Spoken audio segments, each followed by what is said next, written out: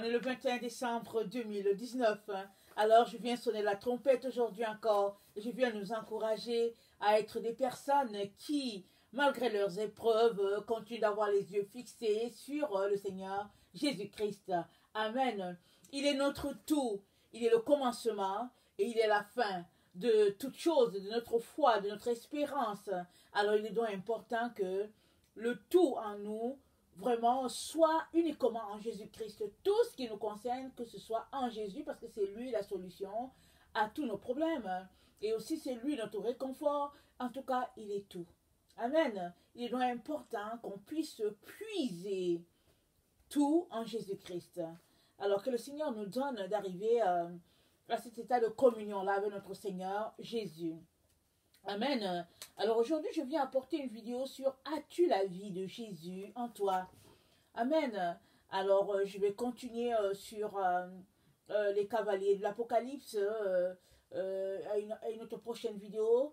Et je n'ai pas encore eu le temps de monter toute la prochaine leçon. Alors, je viens rapidement nous encourager et puis nous exhorter avec la vie de Jésus. Amen. Alors, la vie, le Zoé, la vie de Jésus. Alors, est-ce que tu l'as en toi? Si tu dis oui, ça veut dire que tu es quelqu'un qui marche pimpant dans le Seigneur, qui est vivifié dans le Seigneur. Et voilà. Mais si tu n'as pas cette vie-là, il est donc important que tu aspires à l'avoir. Parce qu'il ne s'agit pas d'avoir la vie comme, en tout cas, de respirer. Il ne s'agit pas non plus de dire qu'on est chrétien, on va à l'église, on a des activités et tout. C'est pas de cela qu'il est question. C'est respirer Jésus, vivre Jésus. C'est de ça qu'il est question. Avoir la vie de Jésus en soi. Alors, le Seigneur a dit que il est le cep et nous sommes les sarments. Et tout sarment qui ne porte pas de fruits, il le jette. J'aimerais ça qu'on lit ça. Dans Jean 15, à partir du verset 1, il dit « Je suis le vrai cep, et mon Père est le vigneron. Tout sarment qui est en moi et qui ne porte pas de fruit, il le retranche. Et tout sarment qui porte du fruit, il l'émonde afin qu'il porte encore plus de fruits. Déjà, vous êtes purs à cause de la parole que je vous ai annoncée. Demeurez en moi et je demeurerai en vous. Comme le sarment ne peut de lui-même porter du fruit s'il ne demeure attaché au cep, ainsi vous ne pouvez non plus si vous ne demeurez en moi. Je suis le cep, vous êtes les sarments. Celui qui demeure en moi et en qui je demeure porte beaucoup de fruits. Car sans moi, vous ne pouvez rien faire. Si quelqu'un ne demeure pas en moi, il est jeté dehors, comme le sarment, et il sèche. Puis on ramasse les sarments, on les jette au feu et ils brûlent. Si vous demeurez en moi et que mes paroles demeurent en vous, demandez ce que vous voudrez et cela vous sera accordé. Si vous portez beaucoup de fruits, c'est ainsi que mon Père sera glorifié et que vous serez mes disciples. Comme le Père m'a aimé, je vous ai aussi aimé. Demeurez dans mon amour. Si vous gardez mes commandements, vous demeurerez dans mon amour.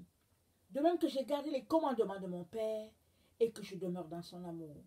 Je vous ai dit ces choses afin que ma joie soit en vous et que votre joie soit parfaite.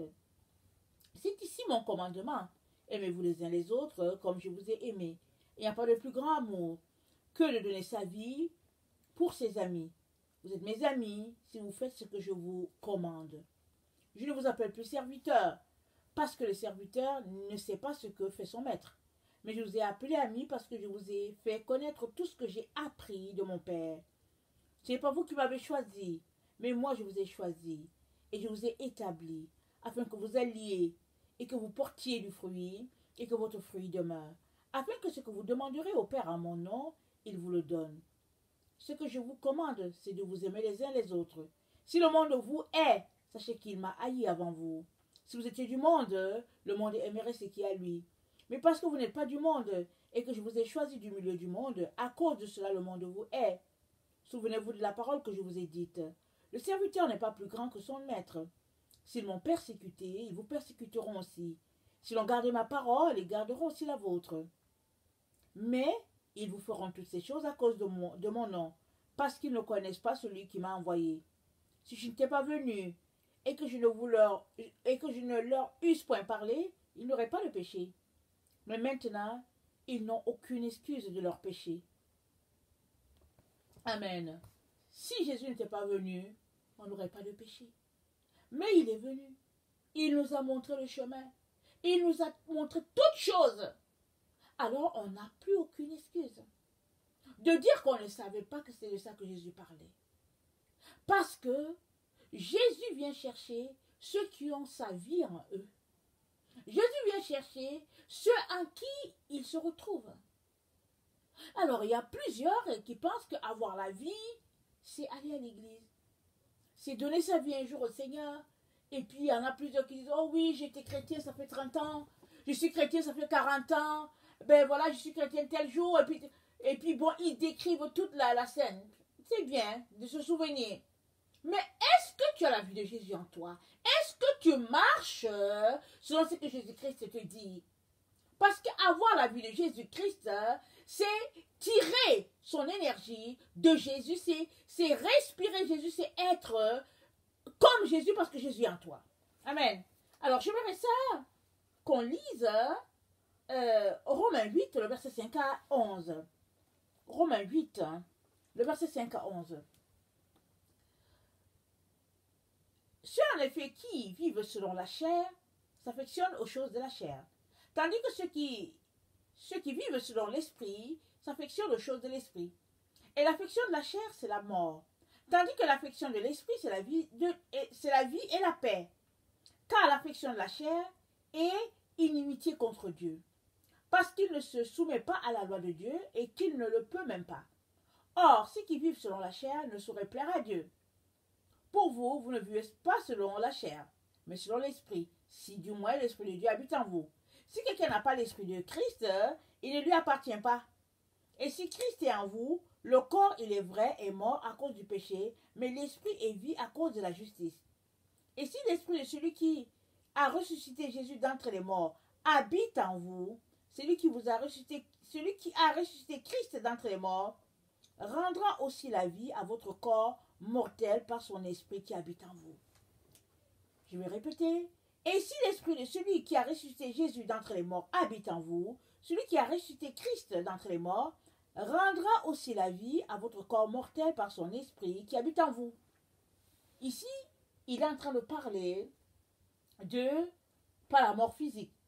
Il est en train de parler du fait que tu es chrétien, mais tu n'as pas la vie de Jésus en toi. Tu es chrétien, mais tu es amorphe. Tu dors. Et puis tu n'es pas animé spirituellement. Tu es juste nonchalant. Il n'y a plus de jus en toi. Le jus, quand on presse l'orange, tout a été pressé, il n'y a plus rien en toi. Alors tu es là, tu es comme un automate, tu fais les choses de façon automatique, et puis tu es là tout simplement, il n'y a rien. C'est-à-dire que tu ne sais même pas si Jésus vient ou pas, et puis s'il vient, tu ne sais même pas, c'est-à-dire que tu as oublié même qui tu es en Jésus. Et ici, ça dit au verset 11, il dit que celui qui a ressuscité Christ d'entre les morts rendra aussi la vie à votre corps mortel par son esprit qui habite en vous. Il est en train d'indiquer celui qui a ressuscité Jésus, le Saint-Esprit là, qui a ressuscité Jésus, c'est le même qui est en toi, si du moins tu es enfant de Dieu. Et il te dit, avec ce Saint-Esprit là en toi, il revivifiera ton corps, il réanimera ton esprit. Et il te donnera l'énergie, la santé, la vigueur spirituelle que tu as besoin pour marcher sur le Seigneur Jésus. Mais il faut que tu le veuilles. Parce qu'il y a plusieurs enfants de Dieu qui sont bien intentionnés, ils vont à l'église, ils ont des charges au niveau de l'église, en tout cas ils accomplissent des ABC au niveau de leur assemblée, etc., etc. Mais ils sont morts à la vue de Jésus. Jésus ne les connaît pas. Il ne les connaît pas. Et Paul ici nous dit, l'affection de la chair, c'est la mort. Alors, il se pourrait que ces personnes-là sont mortes tout simplement parce qu'elles ont cessé d'être amoureuses de Jésus. Elles sont tout simplement portées vers le monde et puis ses valeurs. Elles sont tout simplement attirées vers ce qu'il y a dans le monde. Et elles vivent de regrets, et puis de soupirs, et puis voilà, elles sont là, nonchalantes. Et Paul nous dit ici, à travers l'épître aux Romains, il dit que si l'esprit, il dit, si Christ est en nous, le corps, il est vrai, est mort à cause du péché, mais l'esprit est vie à cause de la justice. Alors si Christ est en toi, Paul est en train de te dire que l'esprit de Christ en toi va vivifier tous tes membres. De telle sorte que la mort n'aura plus aucun effet sur toi. Et quand on va te voir, tu seras quelqu'un de dynamique, tu vas communiquer la vie de Christ aux autres. C'est ça qu'il est en train de dire. Alors, je ne sais pas si c'est comme ça que toi tu te vois étant dans le Seigneur. Et si cela te manque, je viens t'encourager à tout faire. Retourne au pied de la croix. Il ne s'agit pas de dire, oh oui, je donne ma vie à Jésus tel jour, et puis bon, j'ai tel rang, j'ai tel rôle dans mon église, j'ai telle assemblée, j'ai telle dénomination. C'est pas ça qui va te donner le salut. Ce qui te donne le salut, c'est est-ce que la vie de Jésus-Christ est en toi? Et cette vie de Jésus en toi, c'est le Saint-Esprit en toi. Le même esprit qui a rejeté Jésus là, il est en chacun des enfants de Dieu, si du moins tu l'as accepté. Et si tu l'as accepté, il est important que tu puisses soupirer après le Saint-Esprit afin que tu puisses augmenter la dose de l'Esprit de Dieu en toi par ta vie de prière, ta vie de sainteté, ta vie de communion avec le Père. C'est ta vie. Parce que tu peux, par ce que tu fais, mourir à petit feu. C'est-à-dire te vider toi-même et devenir une orange fanée, il n'y a plus rien dedans. Ou bien, tu peux tout faire pour que l'énergie de Christ en toi puisse vraiment te redynamiser et te donner tout ce dont tu as besoin pour pouvoir vivre selon cet esprit-là pleinement. Et puis, être contagieux pour les autres. Amen. Alors, ça nous dit que pour avoir cette vie-là, il est important que tu arrêtes de t'affectionner des choses de la chair. Parce que s'affectionner des choses de la chair, c'est la mort. Mais c'est la vie, c'est s'affectionner des choses de l'esprit. Le verset 5 dit, ceux en effet qui vivent selon la chair s'affectionnent aux choses de la chair, tandis que ceux qui vivent selon l'esprit s'affectionnent aux choses de l'esprit. Donc, c'est deux situations différentes. Tu ne peux pas être au milieu. C'est l'un ou c'est l'autre. Et il dit, allons-y dans Romains 12, hein, le verset 1. On le connaît. Ça dit, je vous exhorte donc, frères, par les compassions de Dieu, à offrir vos corps comme un sacrifice vivant, saint, agréable à Dieu, ce qui est de votre part un culte raisonnable. Ne vous conformez pas, le verset 2, au présent siècle, mais soyez transformés par le renouvellement de l'intelligence, afin que vous discerniez quelle est la volonté de Dieu, ce qui est bon, agréable et parfait. Voilà. Il dit, ne vous conformez pas au présent siècle. C'est à toi de décider. Si tu veux te conformer à ce qui se passe dans ta société ou pas, à ce qui se passe dans ton monde ou pas, c'est à toi de décider. Et Paul nous dit que la meilleure façon, c'est de rester concentré aux choses de Dieu, aux choses de l'esprit. Parce que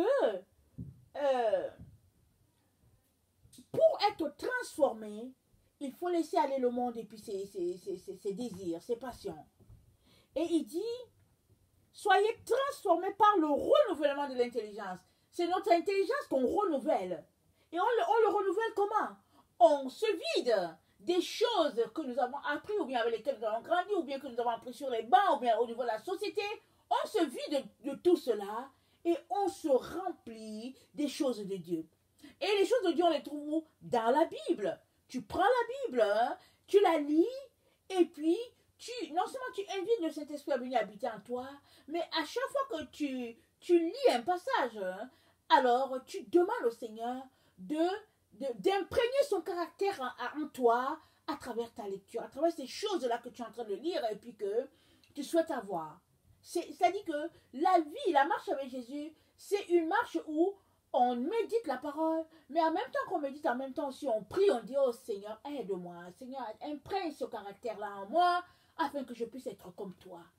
C'est une vie de renoncement à ce que notre chair désire et de nous affectionner aux choses que l'Esprit Saint aime.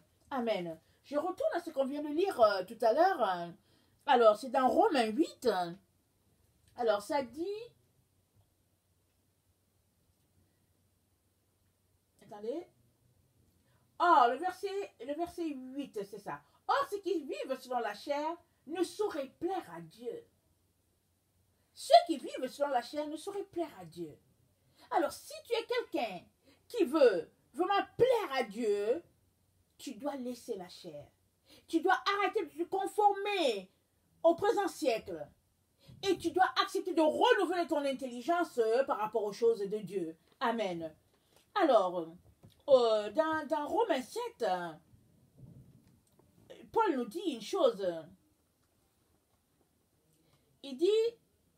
Il parle de comment souvent le péché nous possède et nous empêche d'aller de l'avant. Alors au verset 20, il dit, « Et si je fais ce que je ne veux pas, ce n'est pas moi qui le fais, c'est le péché qui habite en moi. Je trouve donc en moi cette loi. Quand je veux faire le bien, le mal est attaché à moi, car je prends plaisir à la loi de Dieu selon l'homme intérieur. Mais je vois dans mes membres une autre loi qui lutte contre la loi de mon entendement et qui me rend captif de la loi du péché qui est dans mes membres. Misérable que je suis, qui me délivrera du corps de cette mort? Grâce soit rendue à Dieu par Jésus-Christ notre Seigneur. Ainsi donc, moi-même, je suis par l'entendement esclave de la loi de Dieu et je suis par la chair esclave de la loi du péché. » Donc, Paul parle ici de la dualité que nous traversons tous en tant qu'êtres humains dans notre aspiration à être proche de Jésus. Parce que avant que Jésus-Christ ne nous soit révélé, on vivait dans la chair. Et on n'avait pas de problème parce qu'on était dans la chair. Et maintenant qu'on a connaissance qu'il y a la loi de l'esprit qui est là, finalement on se rend compte que non, si on marche selon Jésus, on ne peut plus marcher selon les passions de notre chair. On est appelé à nous tourner vers ce que Jésus-Christ attend de nous. Et à partir de ce moment-là, on doit marcher selon l'Esprit de Dieu. Mais Paul fait référence ici à cet état-là où tu te retrouves toujours en lutte constante parce que tu veux faire le bien, mais tu n'arrives pas, le mal est attaché à toi. Et puis quand tu veux faire... tu ne veux pas faire le mal, mais tu te retrouves quand même à faire ce mal-là. Et Paul dit, Jésus a vaincu pour que tu puisses dominer. Pour que tu puisses dominer ta chair. Alors il nous encourage à nous attacher à Jésus. À nous accrocher à Jésus. Parce que l'esprit qui a ressuscité Jésus-Christ d'entre les morts, c'est le même esprit qui nous a été donné le jour de la première Pentecôte. Et Paul nous dit que si cet esprit-là a redonné la vie à Jésus qui était déjà mort, il est capable de revivifier ton être entier et faire que tu sois désormais un chrétien zélé pour le Seigneur. Et que de chrétien mort que tu es, tu deviens un chrétien vivant, pimpant pour le Seigneur. Et il nous encourage à nous détourner des choses de ce monde, de la chair et de ses valeurs, et de nous accrocher uniquement aux choses de l'esprit. Et ça se trouve dans la parole de Dieu. Amen. Éphésiens 4, le verset 17 à 24. Éphésiens 4, le verset 17 à 24.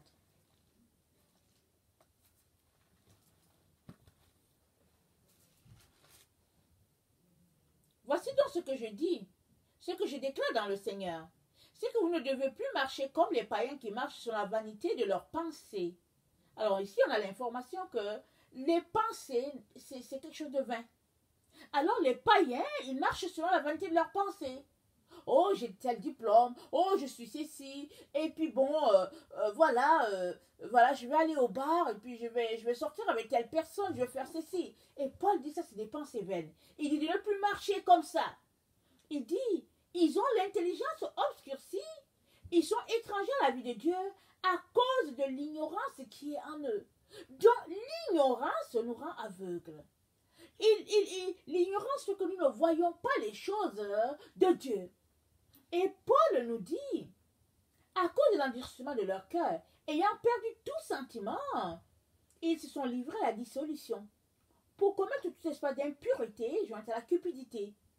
Donc souvent, vraiment, on aimerait avoir une carrière, mais on se retrouve tout simplement à courir après l'argent, à être tellement cupide. Et Paul dit tout ça là, il dit dissolution, cupidité, impureté. Il dit, mais vous, ce n'est pas comme ça que vous avez appris. Christ, si du moins vous l'avez entendu, et si conformément à la vérité qui est en Jésus, c'est en lui que vous avez été instruit à vous dépouiller. À vous dépouiller de quoi? Du vieil homme. On se dépouille de l'homme ancien, de ce qu'on était. On laisse aller cette vie-là. Il y a certaines personnes qui souvent, en tout cas, elles repensent à leur ancienne vie et puis elles languissent à cela et tout. Mais ça veut dire que tu n'as pas été transformé. Parce que si tu es un Christ et que tu es quelqu'un qui a vécu pleinement dans le monde avec ses valeurs, tu devrais détester cette vie-là. Généralement, ceux dont la vie a changé, ils détestent cette vie-là. Ils la détestent. Parce qu'ils ne veulent même pas se souvenir, même un peu, de là où ils étaient.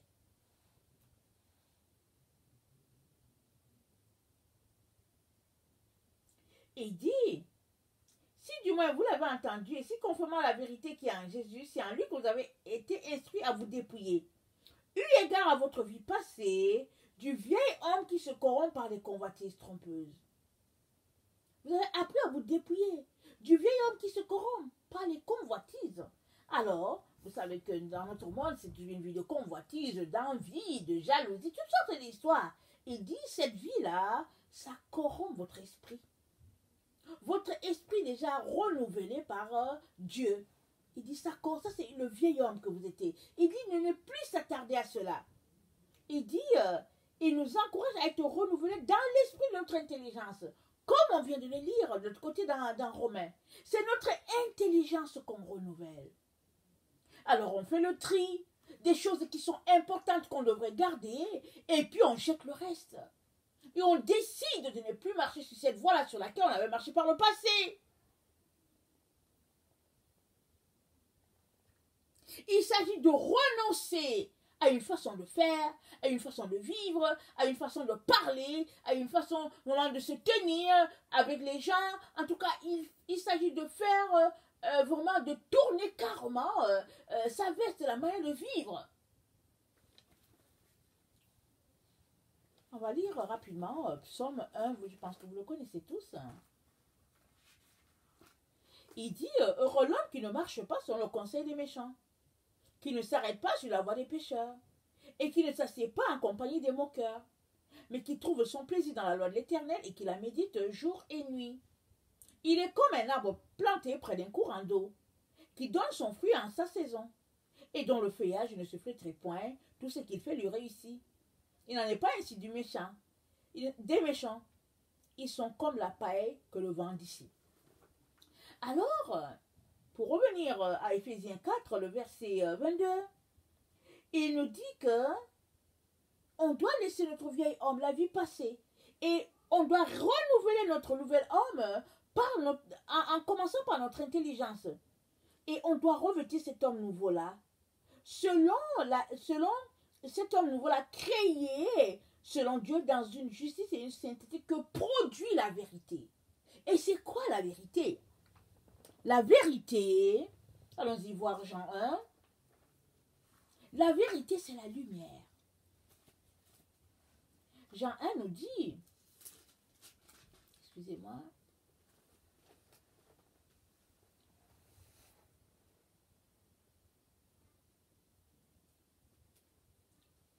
cette lumière, le verset 9, était la véritable lumière qui, en venant dans le monde, éclaire tout homme.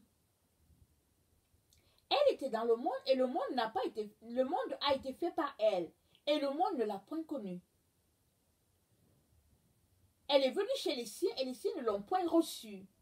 Mais à tous ceux qui l'ont reçue, à ceux qui croient en son nom, elle a donné le pouvoir de devenir enfants de Dieu, lesquels sont nés, non du sang, ni de la volonté de la chair, ni de la volonté de l'homme, mais de Dieu. Et la parole a été faite chair. Elle a habité parmi nous, pleine de grâce et de vérité, et nous avons contemplé sa gloire. Une gloire comme la gloire du Fils unique de Dieu. Et Jean a dit, il dit, Attendez, attendez.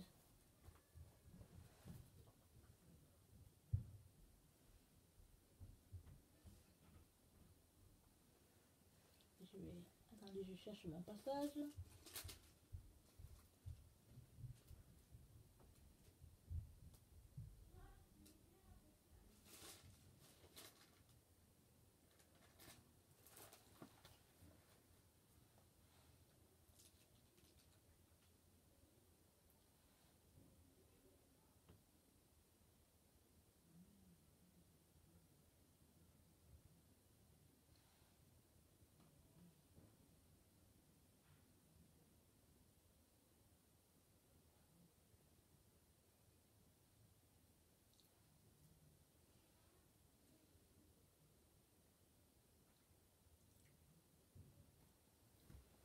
Donc, je ne vois pas le passage, mais c'est le passage qui parle de Jésus qui est la lumière, la véritable lumière. On vient de le lire dans le verset 9, hein, mais il y a un autre verset qui spécifie cette lumière-là est la vérité, la véritable lumière.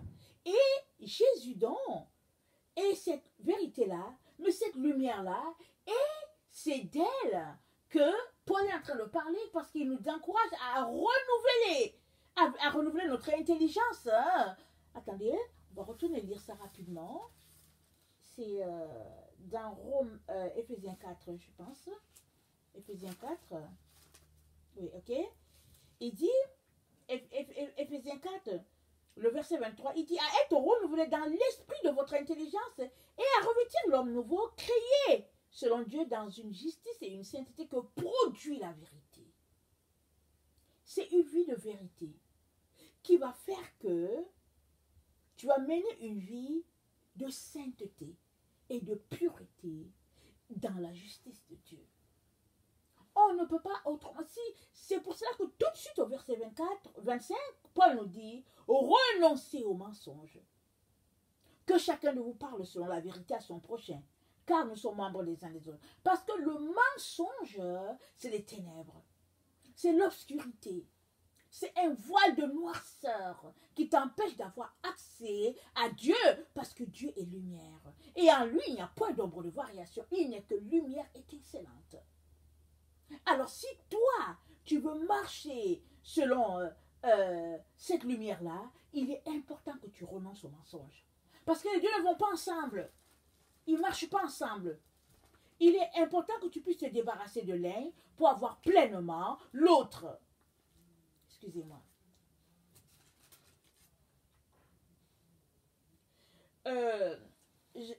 Jean 1, le verset 10, parlant de la lumière, il dit, elle était au commencement avec Dieu, toute chose a été faite par elle, parlant de la parole, et rien de ce qui a été fait n'a été fait sans elle.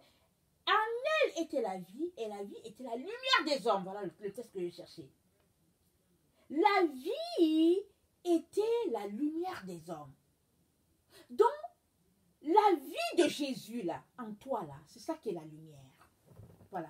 C'est ça que je... La vie, parce que le Seigneur nous dit, as-tu la vie de Jésus? Et la vie de Jésus en toi, c'est la lumière de Jésus. Et cette lumière-là, c'est la vérité. C'est une vie de transparence, une vie de pureté, une vie d'honnêteté. Alors, si tu es quelqu'un qui est cachoté, sache que la vie de Jésus n'est pas en toi.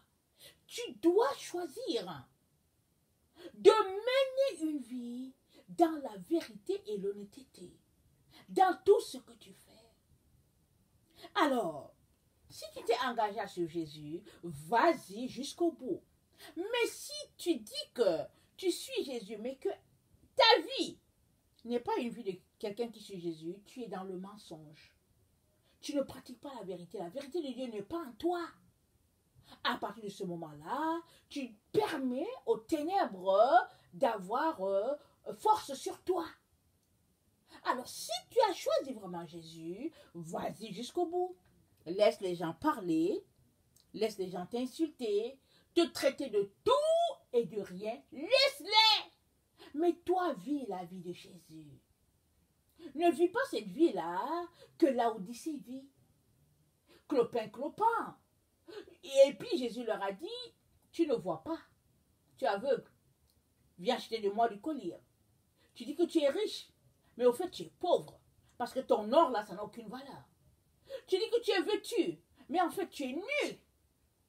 Parce que tes vêtements, en tout cas, ce n'est que des vêtements de pourriture, ce n'est pas des vêtements de sainteté. Et Jésus dit, viens, je vais te donner toutes ces choses-là. Mais renonce au monde. Renonce. Parce que Jésus-Christ nous dit dans Ésaïe 55, il dit que celui qui a soif vienne acheter sans payer. Rien, parce que Dieu, il donne gratuitement.